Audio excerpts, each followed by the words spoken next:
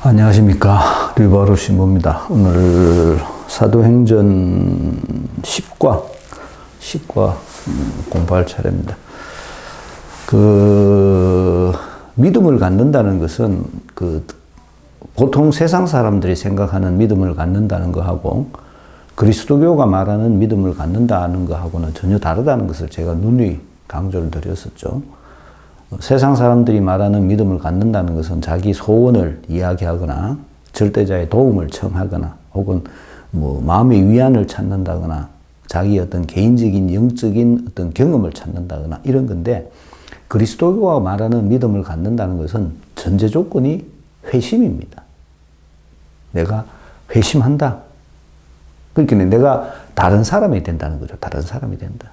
현재 지금 내가 있는 이 모습에 내가 없어지고 새로운 모습으로 바뀐다. 그게 그리스도교가 말하는 믿음입니다. 그래서 그리스도교가 말하는 믿음은 굉장히 어렵습니다. 어렵다기보다는 내 노력으로 되는 것이 아니다는 겁니다.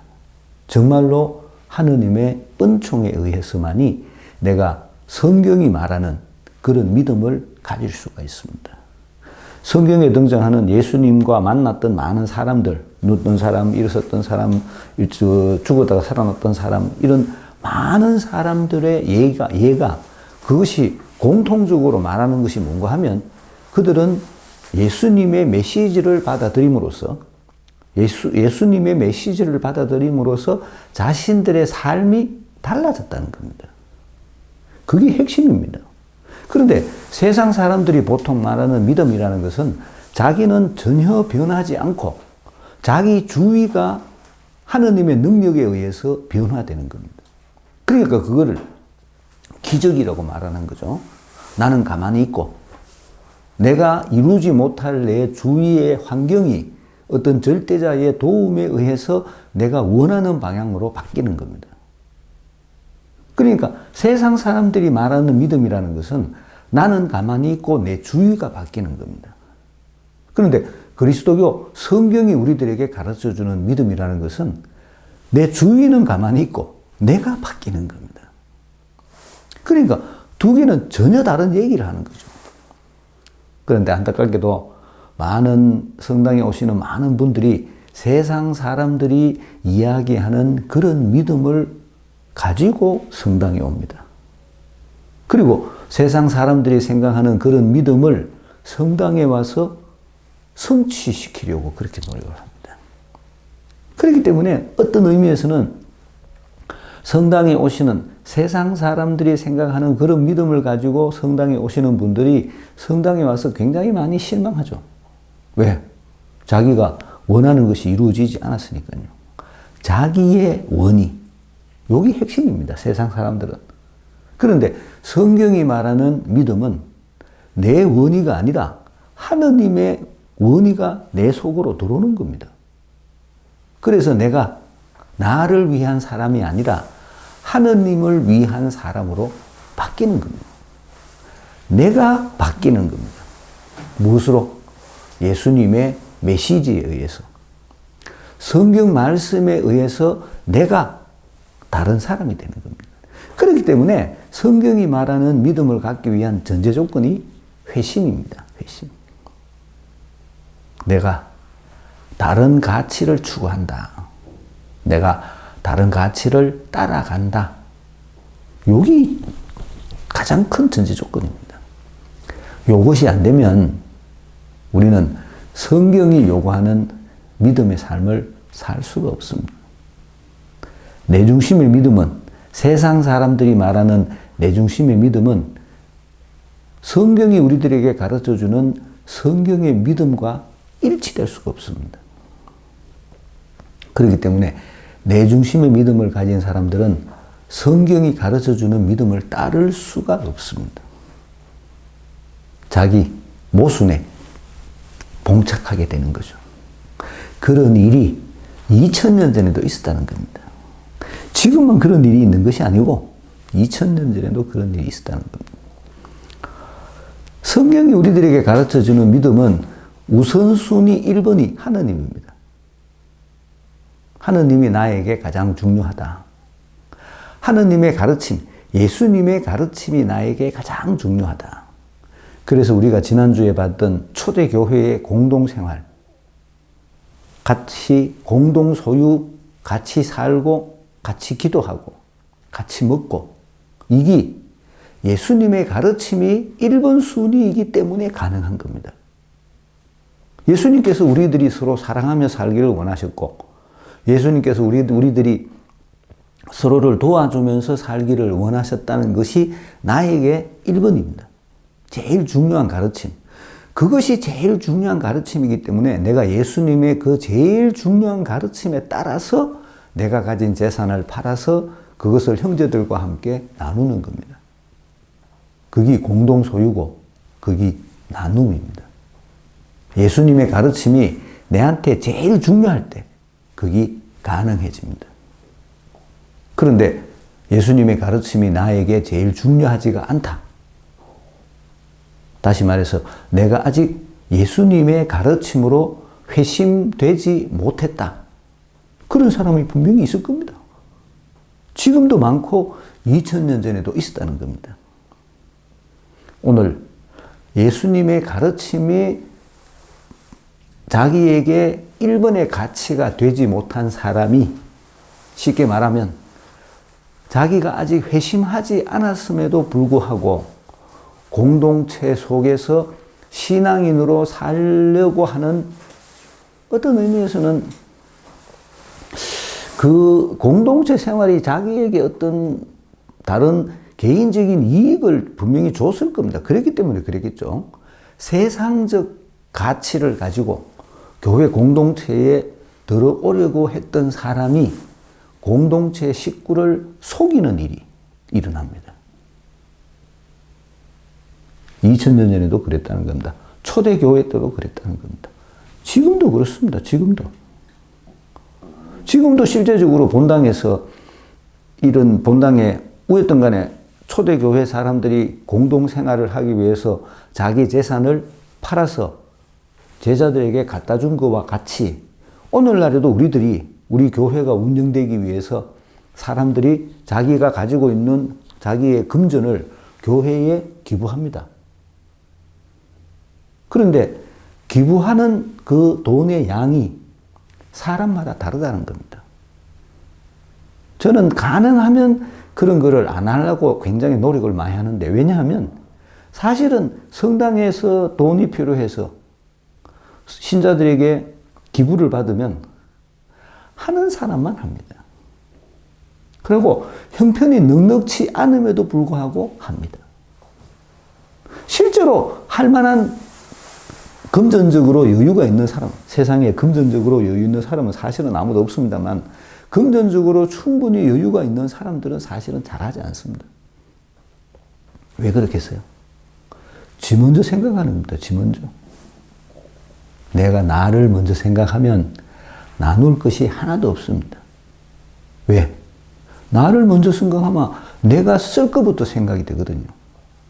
내가 쓸 거를 다 쓰고 또 내가 미래를 위해서 저금을 다 하고 그러고도 남으면 내가 기증하겠다. 될 수가 없는 일입니다. 이런 것들이 지금도 마찬가지입니다. 2000년 전에도 그랬다는 겁니다. 금전에 인색한 사람들, 인색하다기보다는 자기를 위해서는 기꺼이 돈을 쓰지만 공동체를 위해서 혹은 다른 사람을 위해서 인색한 사람들, 그 사람들은 사실은 아직도 자기 중심의 생활을 하는 사람입니다. 자기 중심의 생활을 하는 사람이라면 그 사람은 아직 예수님의 가르침을 받아들이지 못한 사람입니다. 그가 진짜 예수님의 가르침을 받아들였다면, 그래서 자기가 조금이나마 하느님을 먼저 생각하는 사람이 되었다면 그렇게는 하지 않았을 겁니다. 그런데 안타깝게도 지금도 많은 사람들은 자기 중심으로 살고 있습니다. 성당에 오면서도 아직도 자기가 제일 중요합니다. 자기 생각이 제일 중요합니다. 그래서 예수님의 가르침을 받아들이지 못하는 겁니다. 그런 일이 2000년 전에도 있었는데 지금은 그런 잘못을 해도 네가 와극하노라고 말할 사람이 아무도 없습니다.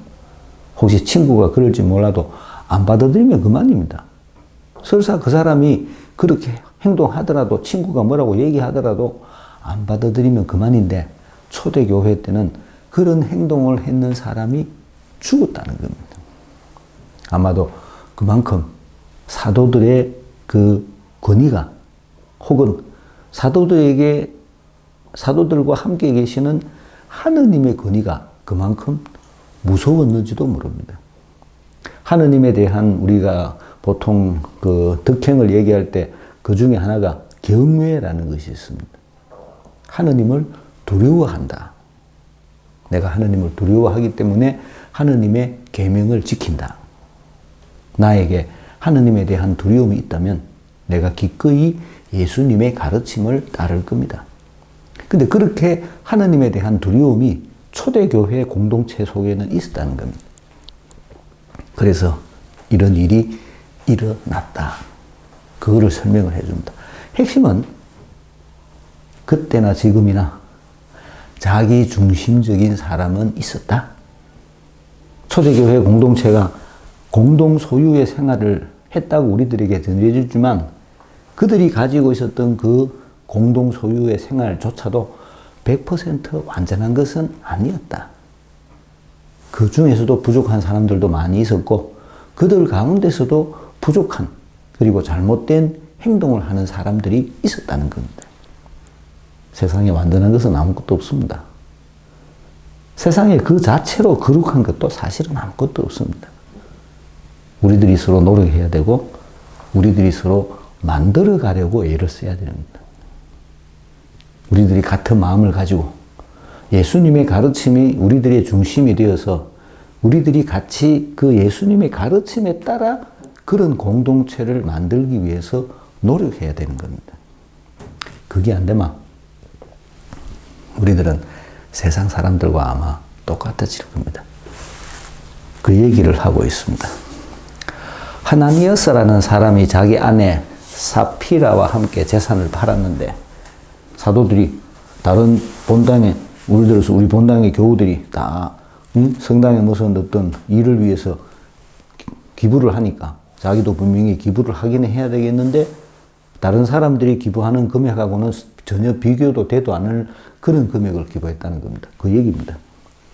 재산을 팔았는데 아내의 동의 아래, 둘이가 짰다는 얘기죠. 아내의 동의 아래 둘이가 입을 맞췄다는 거죠.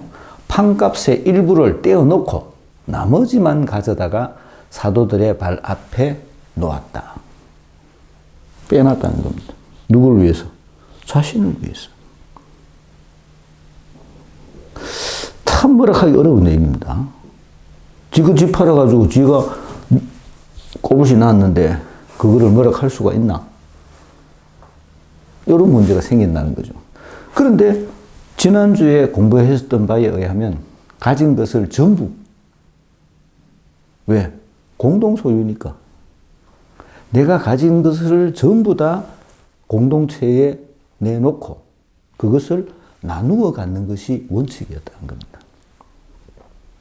그런데 이 부부는 다 내놓지 않고 3분의 1 정도를 빼놨다는 겁니다. 누구를 위해서? 자신을 위해서 빼놨겠죠. 자신들을 위해서. 이런 행동을 했다는 겁니다. 그러니까 공동체의 규칙에 어긋나는 행동을 했죠. 그러면 사실은 공동체에서 추방되면 그만입니다. 근데 이 공동체가, 초대교회 때 이 공동체가 그 경외심에, 하느님에 대한 경외심이 대단했기 때문에 이 사람들이 죽음을 맞게 된다는 겁니다. 그러자 베드로가 말하였다. 하나니아스, 왜 사탄에게 마음을 빼앗겨? 그 일이 사탄에게 마음을 빼앗긴 일이라는 거죠. 왜 그렇게 쓰세요? 내가 꼽으시 놓는데 왜 그게 사탄에게 마음을 빼앗긴 일입니까? 왜냐하면 우리들이 정해놓은 규칙이라보다도 우리 공동체가 추구하고 있는 가치가 가진 것을 다 팔아 사도들에게 가져다 놓는 거라는 겁니다. 그런데 너는 욕심을 냈다는 거죠. 네 거라고 생각했다는 거죠. 내 거라고 생각하는 한 공동체가 될 수가 없습니다. 이거를 우리들이 잘 알아야 됩니다. 이거를 깨달아야 됩니다. 내가 살아있는 한 공동체는 살 수가 없습니다. 공동체가 살기 위해서는 내가 죽어야 됩니다. 그게 또 다른 파스카 신비입니다. 그게 참여하는 교회의 모습입니다. 우리가 추구하고 있는 예수님께서 우리들에게 가르쳐 주신 신앙인의 믿음을 가진 사람의 삶이라는 것이 단순하게 기도하는 그런 것을 의미하는 게 아닙니다. 우리는 이 세상 어떤 사람도 가지지 못한 그런 이상향적인 공동체를 추구하는 겁니다. 누구 이름으로? 예수님 이름으로. 내가 예수님 이름으로 그런 이상적인 공동체를 추구한다면 그 속에 내 생각은 필요가 없습니다. 누구 생각만이? 예수님의 가르침만이 그곳에 있어야 됩니다. 그 예수님의 가르침을 우리들이 모두 공유해야 합니다. 달리 말하면 우리 모두가 그 예수님의 가르침 안으로 수렴되어야 됩니다. 그래서 그 공동체에는 오로지 예수님의 가르침만이 우리 모두를 지배하는 근본 정신이 되어야 되는 겁니다. 그게 성령입니다. 그런데 이 사람들은 지 생각을 했다는 겁니다. 지 생각. 누구? 하와같이. 하와도 지 생각을 했습니다. 그래서 죄를 지은 겁니다. 사탄에게 마음을 빼앗겨 성령을 속이고, 그래서 성령을 속였다고 얘기하는 겁니다. 왜냐하면 우리 공동체를 움직이는 근본 정신이 성령입니다.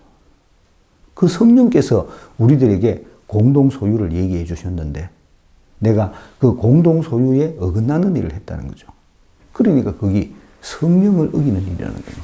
성령을 어기고 땅값의 일부를 떼어놓았어. 그 땅은 팔리기 전에도 그대 것이었고 또 팔린 뒤에도 그 돈은 그대 마음대로 할 수 있었던 것 아니요. 원래 네 거잖아.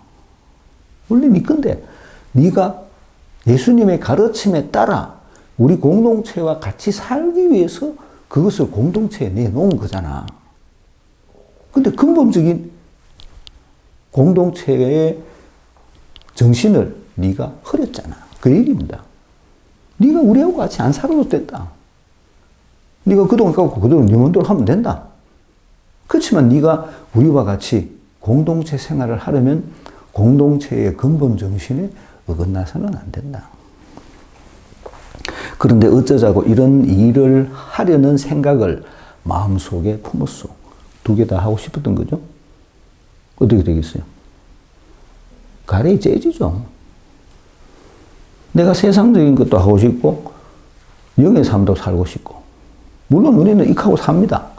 이렇게 시소 왔다 갔다 하면서 그렇게 살지만 이 두 개를 같이 할 수는 없습니다. 하나는 포기해야 됩니다. 그게 믿음을 가진 사람의 삶이죠. 그대는 사람을 속인 것이 아니라 하느님을 속인 것이요. 경외심이라고 그랬습니다.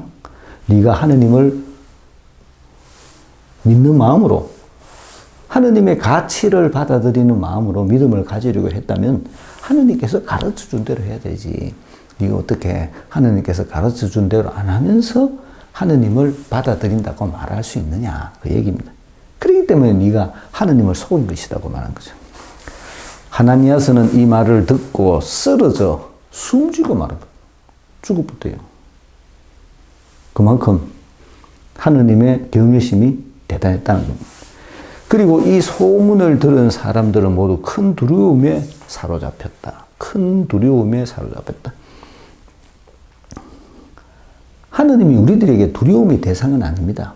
옛날에는 우리가 죄지면 지옥 간다, 하느님이 네 벌한다 이런 소리 많이 했는데 하느님은 벌하시는 분이 아닙니다. 하느님은 벌할 줄 모릅니다. 하느님은 순수 선이신데 어떻게 벌을 하겠습니까? 하느님은 벌할 줄 모르시는 분입니다. 근데 우리 여기서 말하는 두려움이라는 것은 내가 마치 하느님으로부터 벌을 받을 것 같은 그런 두려움을 말하는 것이 아닙니다. 여기 말하는 하느님의 두려움이라는 것은 하느님께서 우리들에게 가르쳐 주신 그 가르침을 내가 정말로 겸허한 마음으로 받아들이는 것을 말하는 겁니다.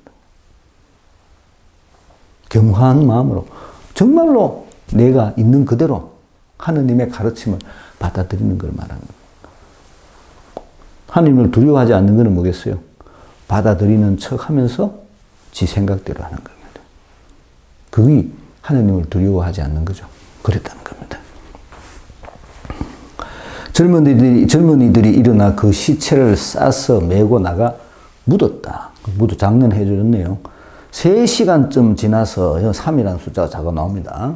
이게 충분히 죽고 난 후에 한참 있다가 이 소리입니다. 하나니아스의 아내가 그동안에 일어난 일을 알지 못한 채 들어왔다. 베드로가 그 여자에게 나에게 말해보시오. 그대들이 땅을 이만큼 받고 팔았소. 확인하는 거죠. 하고 물으니 그 여자가 예, 그만큼입니다. 하고 대답하였다. 베드로가 그 여자에게 어쩌자고 그대들은 서로 공모하여 주님의 영을 시험하는 것이요. 시험의 대상이 주님의 영이 됩니다. 보시오. 여러분,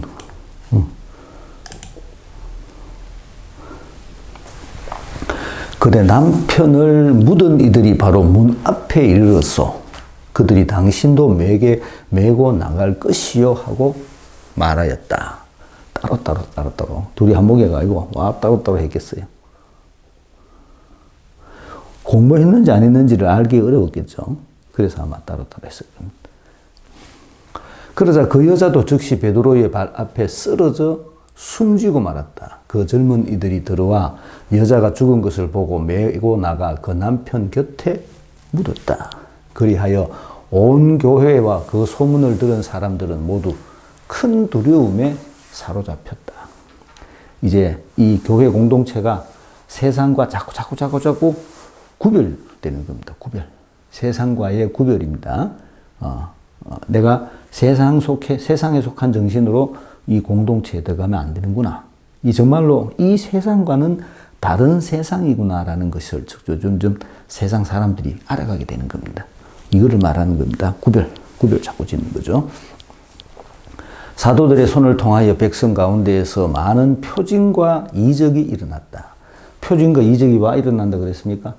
복음이 전해지기 때문에 그랬다 그랬죠. 표징과 이적이 일어나는 것이 중요한 것이 아니고 사도들에 의해서 복음이 전해졌다는 겁니다. 복음이 전해져서 그런 일이 일어났다. 그들은 모두 한 마음으로 솔로몬 주랑에 모이곤 하였다. 솔로몬 주랑이 대표적인 장소입니다. 대표적인 장소. 다른 사람들은 아무도 감히 그들 가운데에 끼어들지 못하였다. 끼어들지 못한 이유가 뭐겠어요? 그들은 하느님의 영을 모르기 때문에 그렇습니다. 그래서 끼어들지 못하는 거죠. 세상적인 일이라면 끼어듭니다. 그런데 세상적인 일이 아니기 때문에 끼어들지 못합니다. 나중에 좀 다음에 보면 시몬이라는 사람이 끼어듭니다. 시몬. 뭐라고 합니까? 베드로에게 네 그 제주 내한테 팔아라.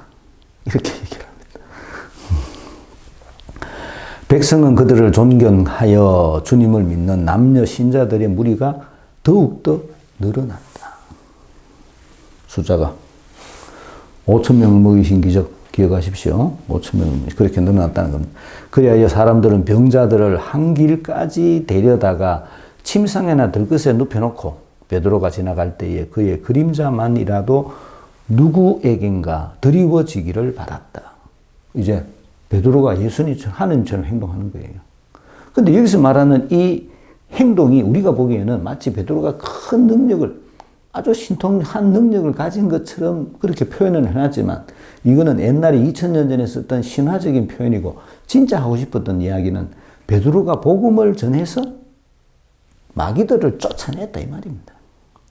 베드로가 복음을 전했고 그 베드로의 복음을 받아들인 사람들은 그 예수님의 영으로 인해서 자기 속에 있는 더러운 영이 나갔다. 예수님께서 하셨던 가파르나움에서 하셨던 그와 똑같은 일이 지금은 베드로의 손에 의해서 이루어진다. 요거를 얘기하고 싶은 겁니다. 베드로가 무슨 특별한 능력을 가진 게 아닙니다. 베드로가 했는 일은 뭐니? 복음을 전하는 일이다. 복음을 전하는 일. 지금도 마찬가지입니다. 지금도 우리들이 복음을 전하면 그 복음을 받아들인 사람에게 변화가 일어나. 변화를 바라고 복음을 전하는 게 아닙니다. 복음을 전하고 그 복음을 받아들였기 때문에 변화가 일어나는 겁니다. 우리가 자꾸 거꾸로 생각하는데 그 사람이 복음을 안 받아들이면 왜하노? 복음을 안 믿으면 왜하노? 변화가 없으면 왜하노? 그런 걱정하고 있는데 그건 우리가 할 걱정이 아닙니다. 우리가 할 일은 복음을 전하는 일입니다. 그리고 그가 복음을 받아들이는 거예요. 복음을 받아들이는지 안 받아들이는지는 지금 당장 알 수가 없습니다. 몇십 년 지나야 알 겁니다. 어쨌든 간에 그가 복음을 받아들였기 때문에 그의 삶 속에 변화가 일어났다는 겁니다. 그게 병이 나았다는 소리입니다.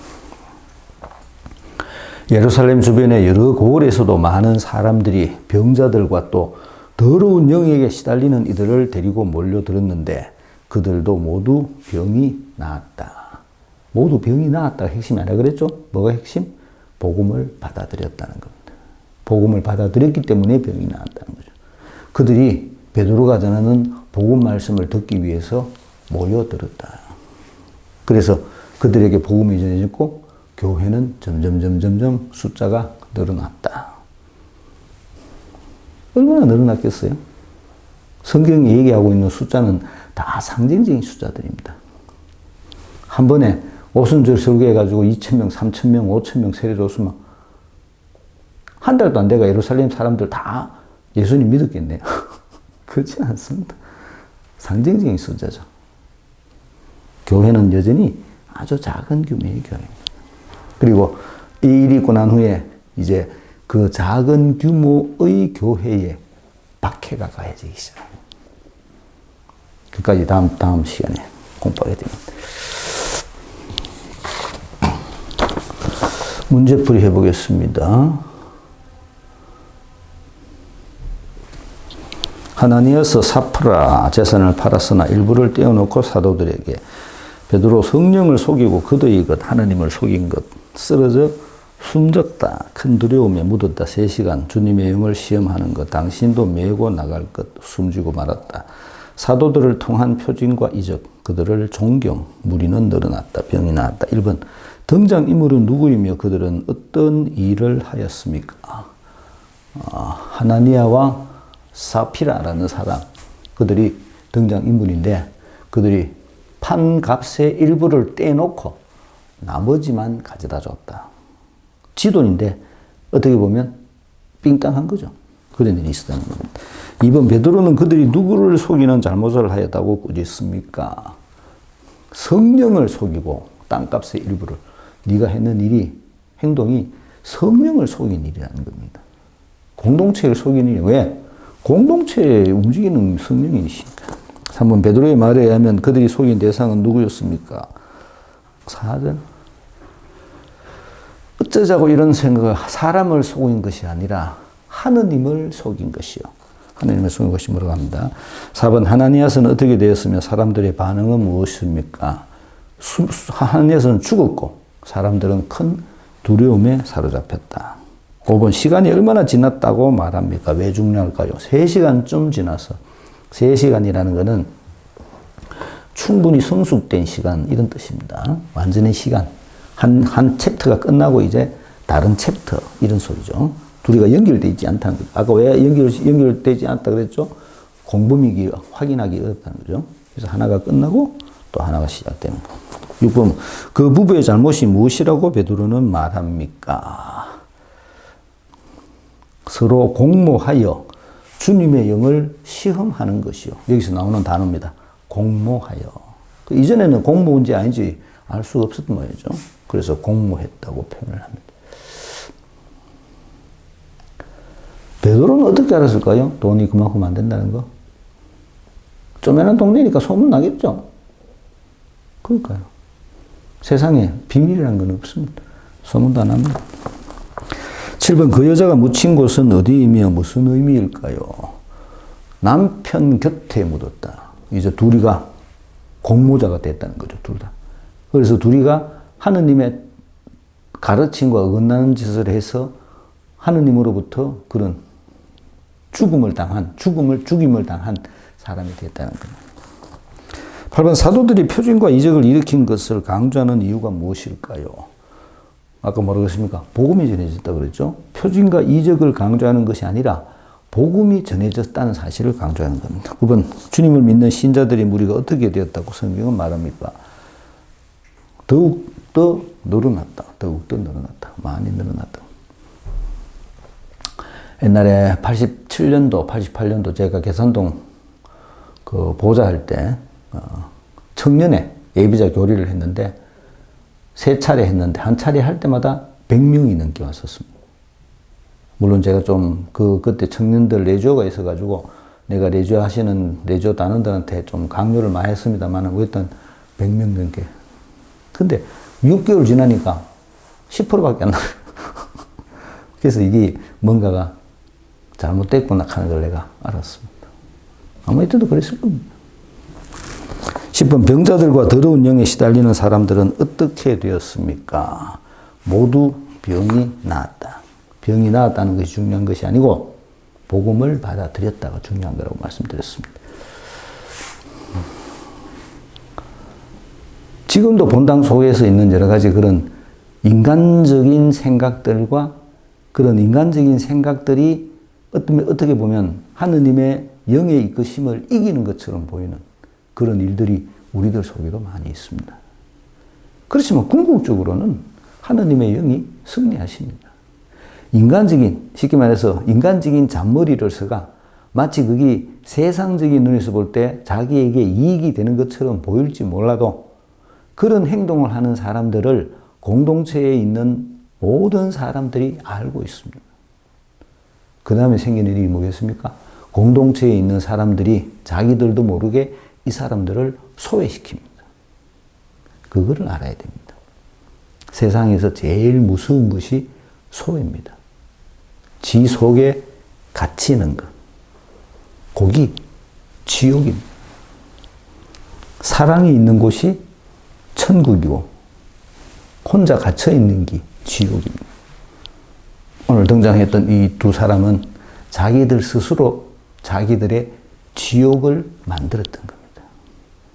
그거를 죽은 것이다라고 성경은 우리들에게 표현해 주는 겁니다. 함께 예수님의 가르침에 따라 사랑을 나누는 그런 믿음의 삶을 살도록 노력해야 되겠습니다. 마치겠습니다. 안녕히 계십시오.